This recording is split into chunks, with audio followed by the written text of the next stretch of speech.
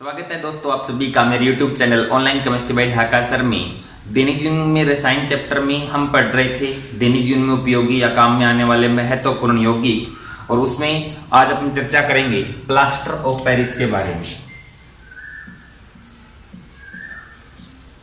Plaster of Paris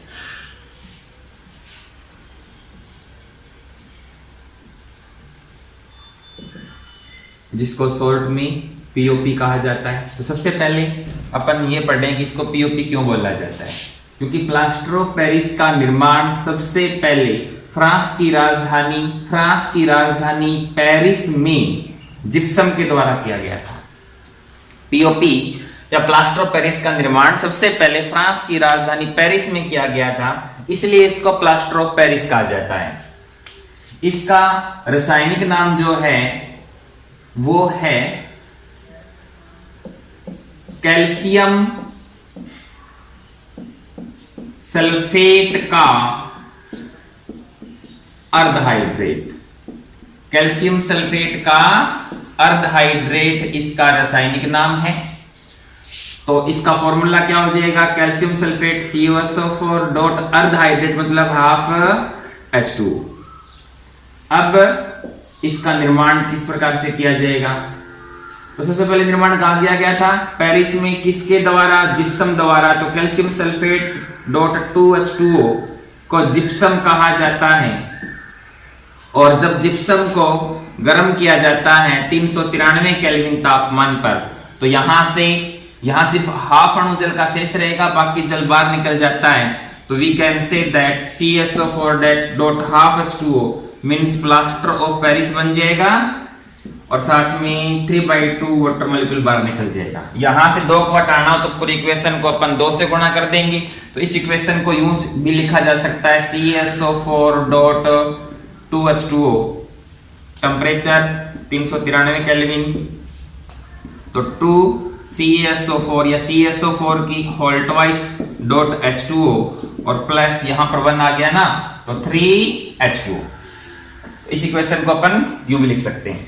तो यहां पर टेम्परेचर का अपने को ध्यान रखना है। यदि हम gypsum means CSO4 dot 2H2O को गर्म करते हैं 393 केल्विन से अधिक ताप पर, 393 केल्विन से अधिक ताप पर गर्म करेंगे, तो यहां पर संपूर्ण क्रिस्टलीय जल जो है वो बाहर निकल जाएगा, जिससे क्या बनेगा अभी CaSO4 कैल्शियम सल्फेट बनेगा डॉट प्लस 2H2O मींस यहां जल नहीं है। तो किसका निर्माण होता है, निर्जल कैल्शियम सल्फेट का निर्माण होता है, और इस निर्जल कैल्शियम सल्फेट को मृत जवलित प्लास्टर कहा जाता है। क्या बोलेंगे, मृत जवलित प्लास्टर कहा जाता है, डेड ब्रंट प्लास्टर।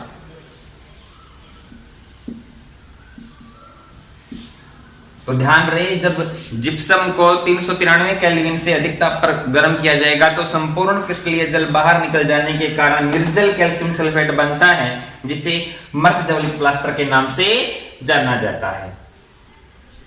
अब अपन बात करते हैं प्लास्टर ऑफ पेरिस का दैनिक जीवन में क्या उपयोग है उसके बारे में। तो देखिए, सीमेंट उद्योग में इसका अपन यूज कर सकते हैं। जैसे देखो, ये कहा जाता है प्लास्टर ऑफ पेरिस के बारे में कि सीमेंट की जगह इसका यूज किया जा सकता है।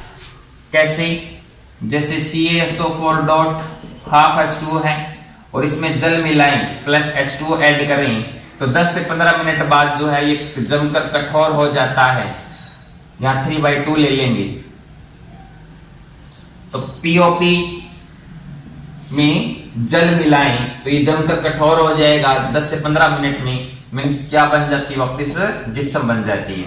इसलिए पीओपी का उपयोग जो है वो सीमेंट के रूप में किया जाता है। यह जल में घुलनशील होता है, जल में घुल जाता है, तो सीमेंट के रूप में इसका उपयोग करेंगे। इसके अलावा टूटी हुई हड्डियों को जोड़ने में इसका यूज किया जाता है। अस्पतालों में हम जाते हैं जहां हड्डियां टूटी हुई रहती है, उनको जोड़ने के लिए किसका यूज करते हैं, अपन ने प्लास्टर का यूज करते हैं ना, तो वहां पर पीओपी ही होती है वो। इसके अलावा मूर्तियों की सजावट में भी पीओपी का यूज जो है ना वो किया जाता है।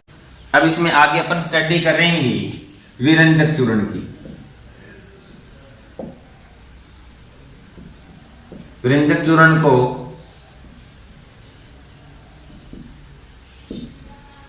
ब्लीचिंग पाउडर भी कहा जाता है और विरंजक चूर्ण का फॉर्मूला होता है CaOCl2, या इसको अपन ओपन करें तो CaOCl और Cl। इसका रासायनिक नाम होता है कैल्शियम ऑक्सीक्लोराइड। कैल्शियम ऑक्सीक्लोराइड इसका रासायनिक नाम होता है। यहां क्लोरीन का +1 या क्लोरीन का -1 ऑक्सीडेशन स्टेट होता है। अब इसका निर्माण किस प्रकार से किया जाएगा? कैल्शियम हाइड्रोक्साइड को अपन भुजा हुआ चूना कहते हैं और इसकी विक्रिया क्लोरीन गैस से करवाई जाए। भुजे हुए चूने में क्लोरीन गैस प्रोवाइड करें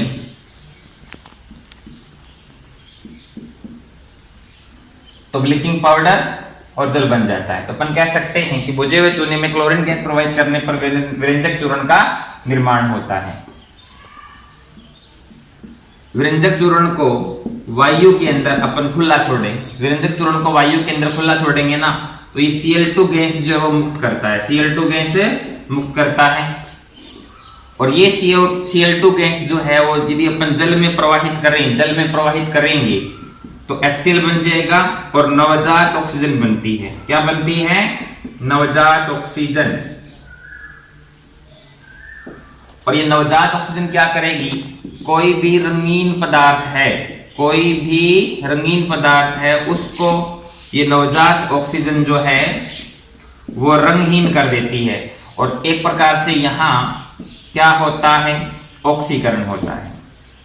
मैंने क्या बोला है? विरंजक चूर्ण को यदि वायु में खुला छोड़ेंगे तो ये Cl2 गैस मुक्त करेगी जो जल में घुल करके नवजात ऑक्सीजन बनाएगी और ये नवजात ऑक्सीजन कलर्ड सब्सटेंस को अनकलर्ड या कलरलेस सब्सटेंस में चेंज कर देगी, मीन्स रंगीन पदार्थों को रंगहीन कर देगी।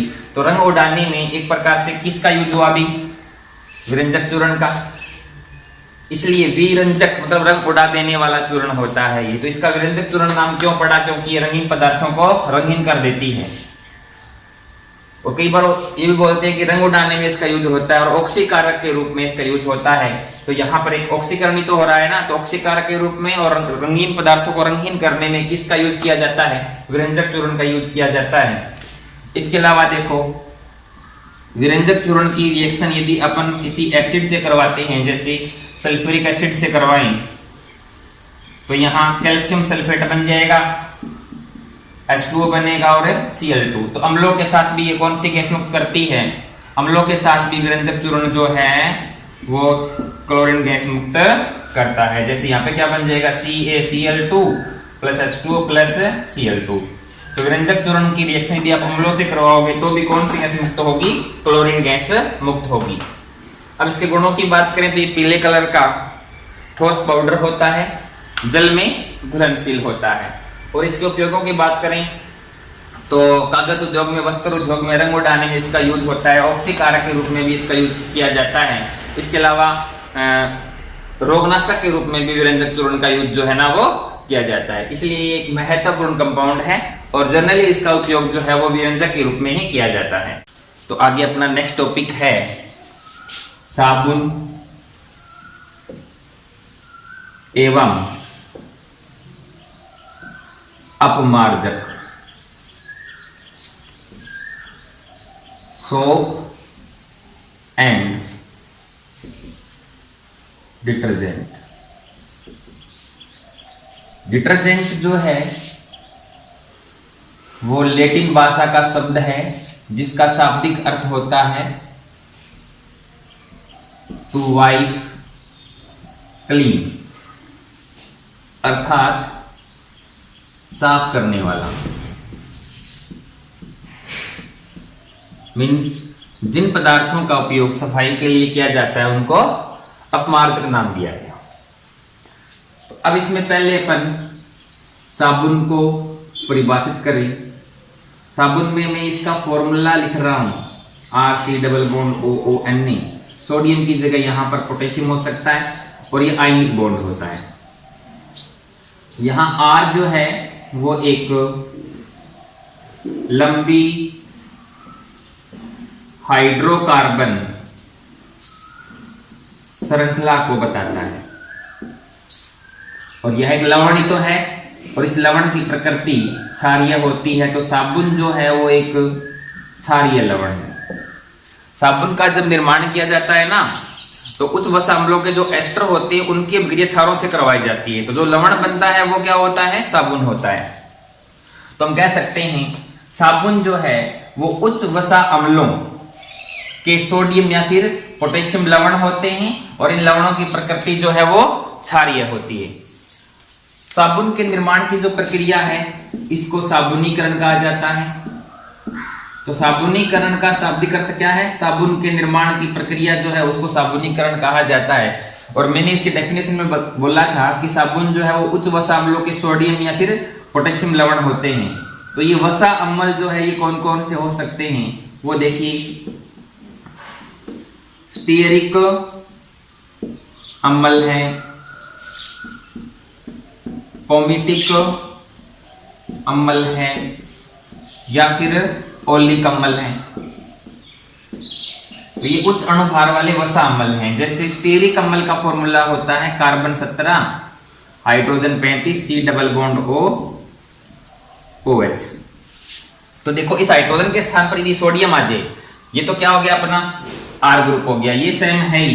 और हाइड्रोजन के स्थान पर सोडियम या पोटेशियम आ जाए तो ये क्या हो जाएगा? सोडियम लवण हो जाएगा ना। तो ये एक उच्च वसा अम्ल है। इसमें और भी है, पोमिटिक अम्ल है, ओलिक अम्ल है। तो इन वसा अम्लों के जो एस्टर होते हैं उनकी अभिक्रिया जब अपन किससे करवाते हैं? क्षार से करवाते हैं तो साबुन बनते हैं। तो अपन अब स्टडी करते हैं साबुनीकरण की।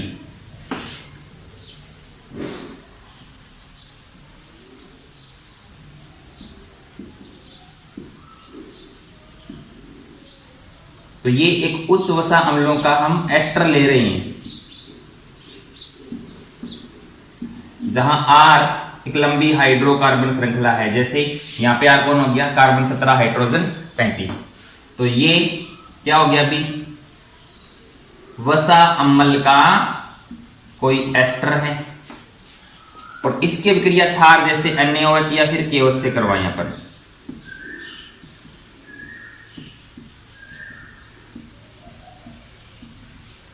तो इसको अपन इस प्रबल क्षार के साथ गर्म करेंगे तो क्या हो जाएगा इस प्रकार से। तो ये इससे बॉन्ड बना लेगा और ये वाला पार्ट इससे बॉन्ड बना लेगा।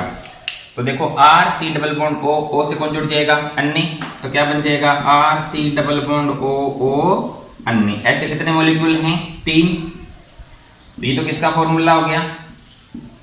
साबुन का। और साथ में क्या बना? CH2OH, CHOH और CH2OH। ये पार्ट इसे ऐड करेंगे ये बन जाएगा ना। इसे क्या बोला जाता है?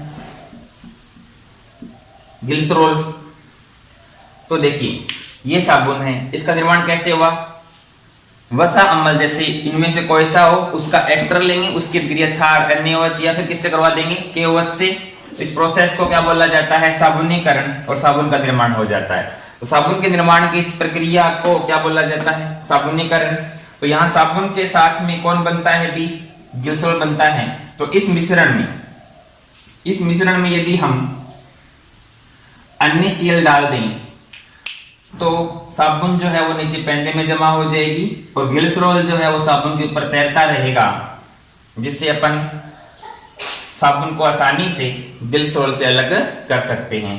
तो साबुन को ग्लिसरॉल से अलग करने के लिए इसमें क्या मिलाया जाता है? NaCl मिलाया जाता है, जिससे साबुन का स्कंदन हो जाएगा। तो साबुन को अपन पृथक कर लेते हैं। अब देखिए साबुन जो है शेविंग क्रीम में यूज हो या फिर जो पारदर्शी वगैरह साबुन बनानी हो तो हम उसमें थोड़ा ग्लिसरीन जो है वो यूज करते हैं। इसके अलावा आकर्षक बनाने के लिए, सुगंधित बनाने के लिए अन्य पदार्थों का यूज जो है वो निर्माण के दौरान या साबुनीकरण के दौरान जो है वो किया जाता है। अब अपन बात करते हैं साबुन की विलेयता के बारे में। तो साबुन जो है वो मृदु जल सॉफ्ट वाटर जो होता है ना उसमें घुलनशील होता है। लेकिन हम बात करें कठोर जल की। कठोर जल उसको बोला जाता है जिसमें कैल्शियम या मैग्नीशियम जो धातु है उसके लवण उपस्थित हो। जैसे कैल्शियम सल्फेट है, मैग्नीशियम सल्फेट है, कैल्शियम क्लोराइड है, मैग्नीशियम क्लोराइड है या इनके बाइकार्बोनेट।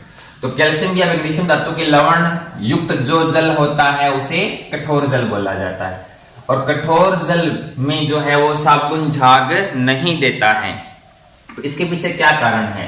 जैसे साबुन का फॉर्मूला क्या हो गया, RC double bond O ONE, और इसको हमने किस में डाला, कठोर जल में। तो कठोर जल में कौन है, या तो कैल्शियम डबल पॉजिटिव है या फिर मैग्नीशियम डबल पॉजिटिव, इसके हाथ में ऋणायन से कोई भी जुड़ा हुआ हो। तो साबुन को जो ही हम कठोर जल में डालेंगे तो कठोर जल में उपस्थित कैल्शियम या मैग्नीशियम आयन जो है वो साबुन में उपस्थित सोडियम आयन को प्रतिस्थापित कर देंगे। ये द्विवीय संयोजी है, ये एक संयोजी है, तो यहाँ इसके दो ले लेंगे तो क्या बन जाता है, RC डबल बॉन्ड O की होल ट्वाइस। यहाँ पर या तो कौन आ जाएगा, कैल्शियम, या कौन आ जाएगा, मैग्नीशियम। यहाँ ये साबुन जो है ये क्या है, जल में विलेय लवण है, जल में घुलनशील लवण है। लेकिन जो ही इसको कठोर जल में डाला तो साबुन किस में चेंज हो गया, कैल्शियम या मैग्नीशियम लवण में चेंज हो गया ना। ये भी साबुन है लेकिन अब कौन सा लवण है, कैल्शियम या मैग्नीशियम लवण है, जो क्या है, जल में अविलेय लवण है, जल में अविलेय लवण है। तो ये लवण अब जल में घुलेगा ही नहीं तो झाग कहां से देगा भी। तो कई बार ये क्वेश्चन आता है कि साबुन जो कठोर जल में झाग नहीं देते या कठोर जल में घुलते नहीं है, क्यों? क्योंकि कठोर जल में कैल्शियम या मैग्नीशियम धातु के लवण होते हैं। तो जब साबुन जो जल में घुलनशील होती है, सोडियम लवण है, इसको कठोर जल में डालेंगे तो कठोर जल में उपस्थित कैल्शियम या मैग्नीशियम धातु आयन जो है वो साबुन में उपस्थित सोडियम आयन को प्रतिस्थापित कर देंगे, जिससे साबुन जो सोडियम लवण था वो किसमें बदल जाएगा, कैल्शियम या मैग्नीशियम लवण में बदल जाएगा।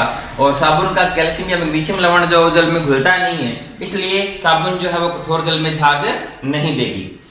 लेकिन देखो साबुन में एल्किल समूह जो बहुत बड़ा नहीं होता अपमार्जक की तुलना में, इसलिए साबुन का जो जलीय विलयन होता है जिसको अपन बाहर फेंकते हैं जो प्रदूषण फैलाएगा, तो साबुन का जो जलीय विलयन है उसका सूक्ष्म जीवों द्वारा सरलता से अपघटन हो जाता है। साबुन के जलीय विलयन का सूक्ष्म जीवों द्वारा सरलता से अपघटन हो जाता है। तो यहां पर दो व्यू हो गए ना, एक तो फर्स्ट साबुन कठोर जल में झाग नहीं देता है, ये इसकी कमी हो गई। और सेकंड साबुन का जो जलीय विलयन है, साबुन का जो जलीय विलयन है उसका सूक्ष्म जीवों द्वारा अपघटन हो जाता है तो प्रदूषण कम फैलाएगा। ठीक है ना, तो ये इसकी पक्ष में बात हो गई। अब अपन स्टडी करेंगे अपमार्जक की। तो साबुन के बाद अपमार्जक के दो प्रकार के एग्जाम्पल अपने सिलेबस में हैं। एक तो SO4 अन्य, और दूसरा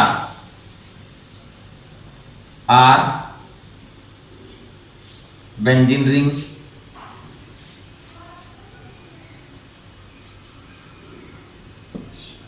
SO3 अन्य। इसे बोला जाएगा सोडियम, R के लिए क्या बोला जाएगा, एल्किल, और ये SO4 है तो क्या बोला जाएगा इसे, सल्फेट, सोडियम एल्किल सल्फेट। और यहां देखो Na के लिए क्या आ जाएगा, सोडियम, R के लिए एल्किल, इसके लिए क्या आएगा, बेंजीन, और ये SO3 है तो क्या आ जाएगा, सल्फोनेट। तो जनरली अपमार्जक जो है वो दो प्रकार के होते हैं, एक तो सोडियम एल्किल सल्फेट, दूसरा सोडियम एल्किल बेंजीन सल्फेट। तो ये भी तो लवण है, यहाँ पर R क्या हो जाएगी, लंबी हाइड्रोकार्बन श्रृंखला, यहाँ भी R क्या है, लंबी हाइड्रोकार्बन श्रृंखला है। तो ये दोनों ही अपमार्जक के एग्जाम्पल हैं। अब देखिए हम बात करते हैं फिर से कठोर जल की। तो कठोर जल में मैग्नीशियम या कैल्शियम के लवण होते हैं। ये दोनों ही लवण जो है वो जल में घुलनशील होते हैं। तो जब किसी अपमार्जक को कठोर जल में डाला जाता है, तो अपमार्जक में कौन सा आयन है? अन्य पॉजिटिव आयन है। तो कठोर जल में उपस्थित कैल्शियम डबल पॉजिटिव या मैग्नीशियम डबल पॉजिटिव आयन जो है वो अपमार्जक में उपस्थित सोडियम आयन को प्रतिस्थापित कर देंगे, साबुन की तरह ये। तो अपमार्जक में अब सोडियम आयन नहीं रहेगा ना, कौन सा आ जाएगा? कैल्शियम या मैग्नीशियम आयन आ जाएगा, और सोडियम आयन जो है वो पृथक हो जाएगा। तो अपमार्जक जो सोडियम लवण था ये भी क्या होता है? जल में घुलनशील होता है, जल में विलेय होता है। और जो अब कैल्शियम या मैग्नीशियम लवण है ना, ये भी जल में क्या होता है? विलेय होता है। तो अपन कह सकते हैं कि अपमार्जक जो है वो कठोर जल में घुलनशील होता है, क्योंकि अपमार्जक का सोडियम लवण और कैल्शियम और मैग्नीशियम लवण, मतलब ये लवण भी और ये लवण भी जल में क्या होते हैं? घुलनशील होते हैं। इसलिए कठोर जल में अपमार्जक जो है वो झाग देगा, और कठोर जल में आप अपमार्जक का यूज कर सकते हो। तो कठोर जल की दृष्टि से श्रेष्ठ कौन हो गया फिर? अपमार्जक। किसकी तुलना में? साबुन की तुलना में। लेकिन अपमार्जक का जो जलीय विलयन होता है, जिसको अपन बाहर फेंकेंगे, तो इसमें लंबी हाइड्रोकार्बन श्रृंखला होने के कारण सूक्ष्म जीवों द्वारा इसका सरलता से अपघटन नहीं होता है, तो ज्यादा प्रदूषण फैलाएगा ना ये। तो प्रदूषण की दृष्टि से अपमार्जक की तुलना में कौन श्रेष्ठ हुए? साबुन। और कठोर जल की दृष्टि से साबुन की तुलना में कौन श्रेष्ठ हो गए? अपमार्जक। तो जनरली ये क्वेश्चन यहाँ पर पूछे जाते हैं। अब अपन पढ़ेंगे अपमार्जन की क्रिया या फिर शोधन क्रिया। साबुन और अपमार्जक जो है वो कपड़ों से गंदगी को दूर कैसे करते हैं। तो अब अपन पढ़ेंगे शोधन क्रिया, अर्थात साबुन और अपमार्जक कपड़ों से गंदगी को दूर कैसे करेंगे, साथ में मिसेल बनेंगे तो मिसेल का निर्माण।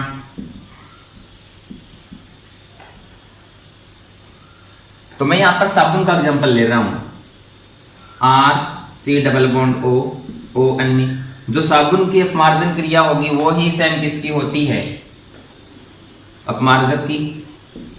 जल में डालेंगे तो ये आयनिक भाग है, ये नेगेटिव ये पॉजिटिव, तो ये बॉन्ड टूट जाएगा।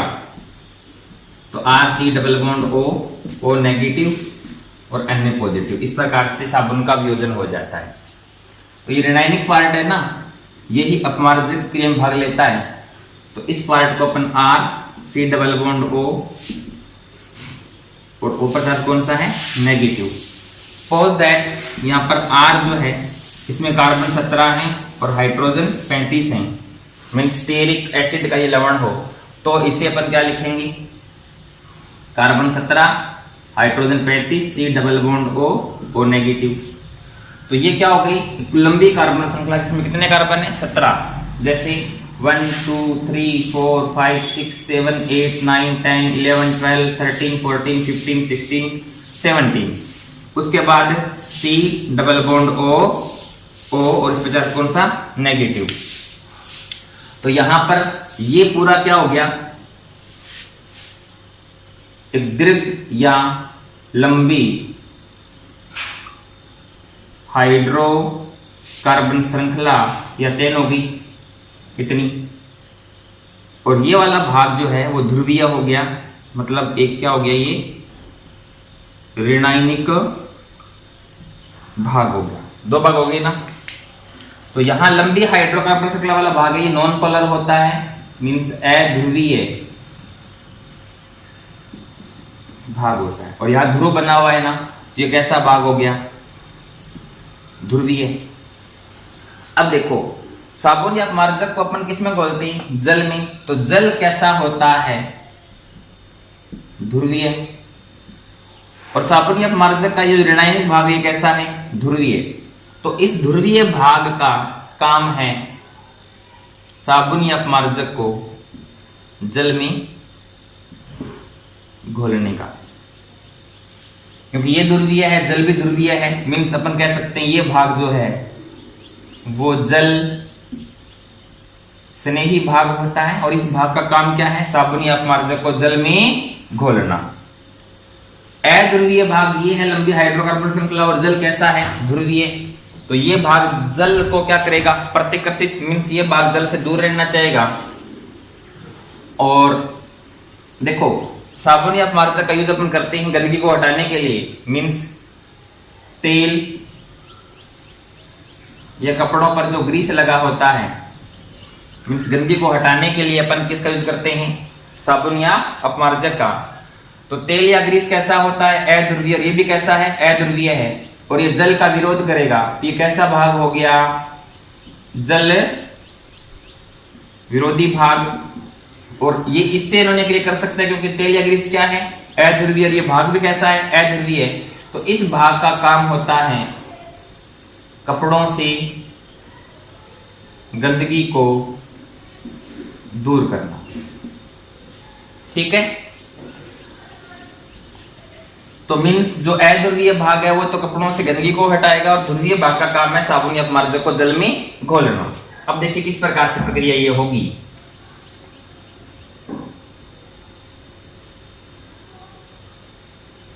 जैसे एक पात्र में जल है और यहां पर कोई कपड़ा है जिस पर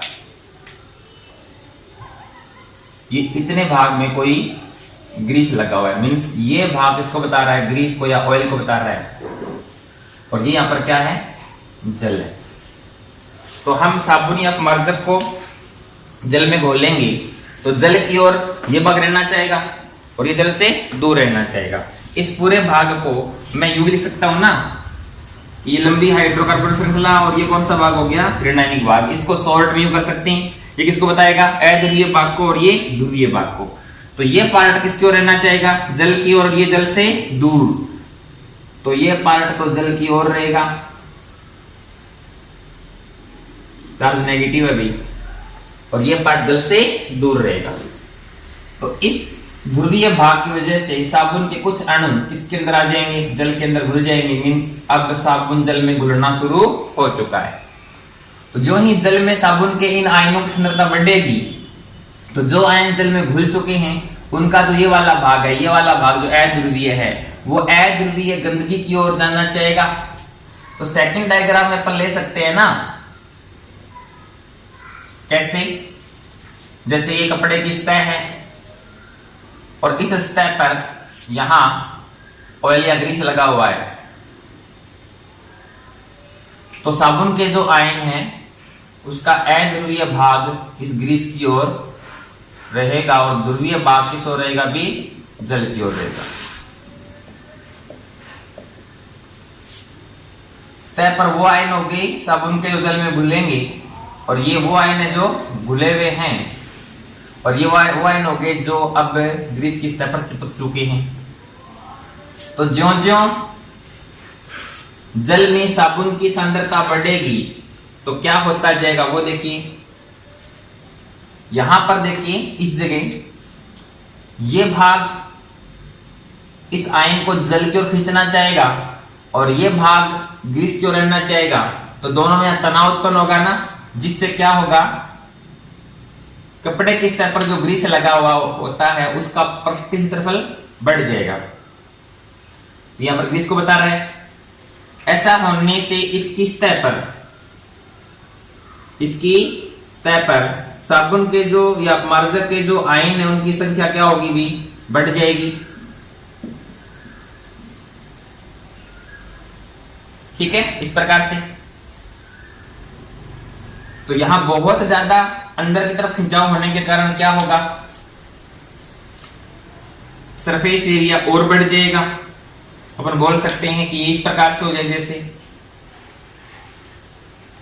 और ऐसा होगा। ये सारे जो रेड कलर के किसको बता रहे हैं, ऑयल या ग्रीस को। तो सरफेस एरिया या पृष्ठीय क्षेत्रफल बढ़ जाने के कारण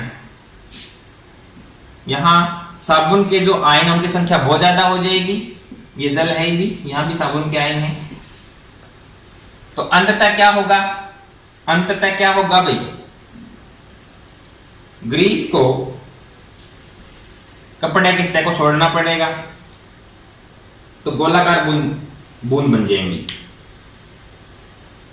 इस प्रकार से जल में गोलाकार बूंदें बन जाएंगी, किसकी, ग्रीस की। और ये कपड़े की सतह जो अब क्या हो चुकी है, बिल्कुल क्लीन हो चुकी है, यहां पर ग्रीस नहीं रहेगा, और ये क्या हो गया अभी, जल। तो इन गोलाकार बूंदों के चारों ओर कौन हो जाएंगे बी, साबुन के आयन। मीन्स प्रत्येक गोलाकार बूंद की ये स्ट्रक्चर रहेगी भी। यहां पर देखो इस पर चार्ज कौन सा रहता है इन आयनों पर, नेगेटिव। तो ये ऋणावेशित कण हो गया, ये भी क्या हो गया, ऋणावेशित कण। तो ऋणावेशित कण आपस में पास पास नहीं आएंगे, उनका क्या नहीं होगा, सगुणन नहीं होगा, बड़ा अणु नहीं बनेगा।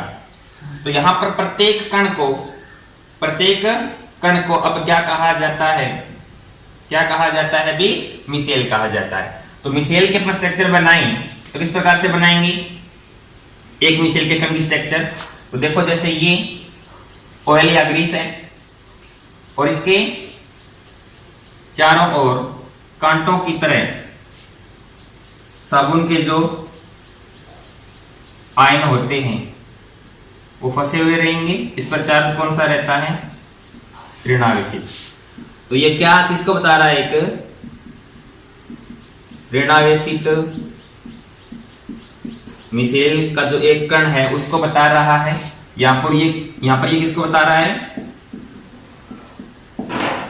साबुन का जो आयन उसको बता रहा है, और ये ऑयल या ग्रीस जो है उसको बता रहा होता है। तो देखो ज्यों ज्यों जल में साबुन की सांद्रता बढ़ेगी तो किसका निर्माण होता है, मिसेल का। तो साबुन के जलीय विलयन की वह सांद्रता, साबुन के जलीय विलयन की वह सांद्रता जिस पर किसका निर्माण हो जाता है, मिसेल का निर्माण हो जाता है, उसे CMC क्रांतिक मिसेल सांद्रता कहा जाता है। क्या कहते हैं, क्रांतिक मिसेल सांद्रता। तो साबुन के जलीय विलयन की वह सांद्रता जिस पर मिसेल का निर्माण हो जाता है, उस सांद्रता को अपन क्या बोलते हैं, क्रांतिक मिसेल सांद्रता कहा जाता है। तो ये पूरी प्रोसेस यहां से लेकर के यहां तक किसकी प्रोसेस हो गई भी, शोधन क्रिया या अपमार्जन क्रिया की। ठीक है, थैंक यू।